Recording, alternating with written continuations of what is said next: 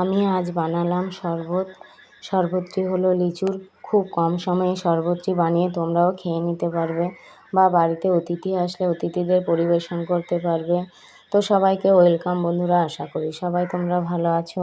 আমি এই শরবতটি বানানোর জন্য কয়েকটি লিচু ছাড়িয়ে নিয়েছি, সাথে নিয়েছি বরফ আর বাতাসা গুঁড়ো, বিট নুন। এই লিচুগুলি ছোট ছোট টুকরো করে মিক্সি করে নিতে হবে।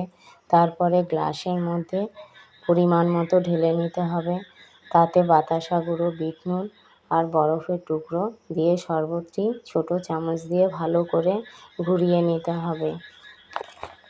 যারা বেশি ঠান্ডা পছন্দ করো তাতে আরও কয়েকটি বরফের টুকরো শেষে দিয়ে দিতে পারো বন্ধুরা। তো আমি শেষে কয়েকটি লিচুর টুকরো ছিল, সেগুলো তাতে দিয়ে দিয়েছি। আমি কিন্তু এখানে বাতাসা গুঁড়ো ব্যবহার করেছি বন্ধুরা, তোমরা চিনিও ব্যবহার করতে পারো যারা চিনি পছন্দ করো। তো আমি চিনি কম পছন্দ করি, তার জন্য আমি চিনি ব্যবহার করিনি। দেখো শরবতটি এবার তৈরি হয়ে গেছে।